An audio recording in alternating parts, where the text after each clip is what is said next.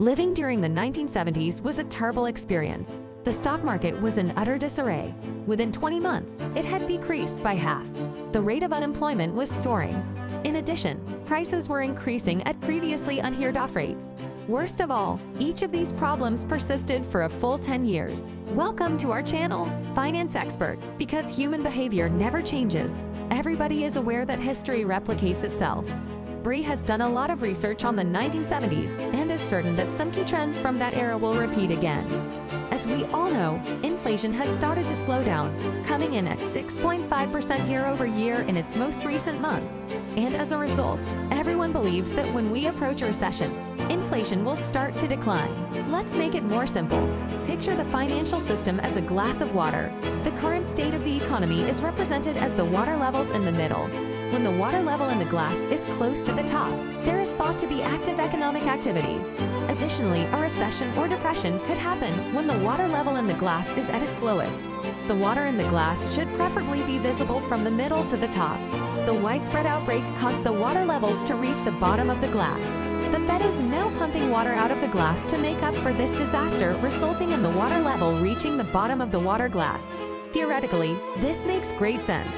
The water covering the floor in its entirety symbolizes a threat that is going ignored. Money movement. If you were to refill the water glass with the water that was overflown, it would be full and have overflowed once again. Burry clarified how nominal GDP over the money supply is what determines the velocity. N2 is starting to decline as a result of quantitative tightening and increasing rates. Rising velocity surpassed the declining money supply in 1978 to 1979 to propel inflation ever higher. Despite the Fed drawing water out of the water glass, the water on the floor will cause the glass to fill much more quickly than the Fed is doing so. The tub will fill up once again as a result of this. Now, what is money velocity? The pace at which every dollar is used on goods and services is known as the velocity of money. Since everyone is aware that we have entered a recession, everybody is currently saving their cash. People would resume purchasing goods if prices were to finally start falling at a rapid rate.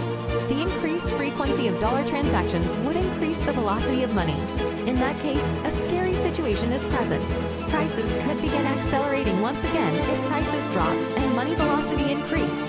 The velocity of money would then produce a second wave of inflation as a result. A similar incident occurred in the 1970s. Although the Fed was reducing the money supply, the velocity of money was rising so quickly that inflation increased once again to above 14%. The possibility that the Fed would abruptly resume money creation is another scenario that will render Burry's essays even more terrifying. Burry predicts that between June and December 2023, inflation is going to begin to slow down and perhaps turn negative.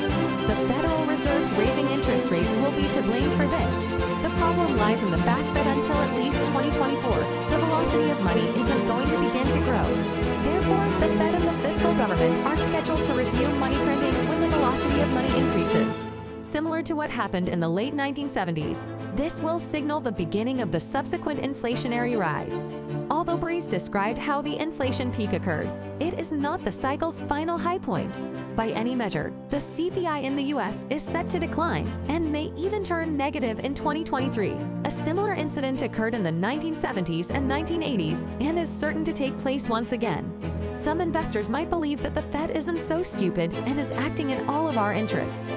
Burry, though, is aware that is untrue given their problematic past. When the bubble peaked in the fall of 2021, Michael Burry said that the Fed purposely sold off all of her holdings.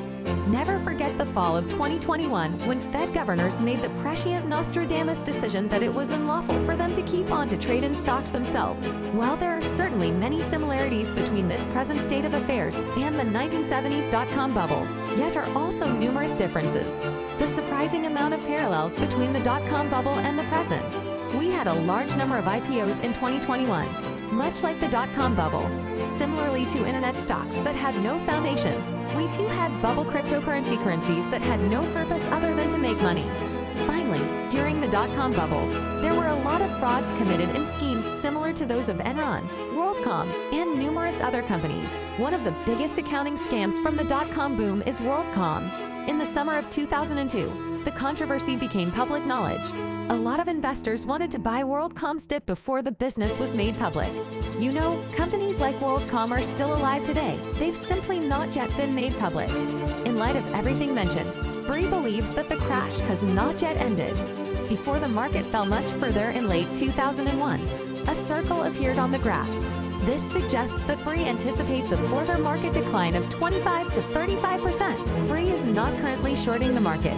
This is due to the fact that short-term inflation has already peaked, which is a bullish indication for the market at the moment. Burry tweeted, "I've been 6 feet for a while. I could have gone 1.7 years in time. I am not short." These messages clearly have nothing to do with Burry's height. Burry's true height is 1.7 meters, or 5'7". He is making reference to the fact that he is currently fairly tall. He has a greater number of lengthy positions than short positions. In other words, Burry is thus buying assets that could perform well in this climate rather than shorting the market. Inflation and economic recession are issues we are now facing. Gold is a hedge against currencies like the dollar in these times. Many investors view cryptocurrencies like Bitcoin as a substitute for gold, since they may be used as a store of wealth. However, given how poorly cryptocurrency is now performing, Burry thinks that gold will be a good investment in the near future.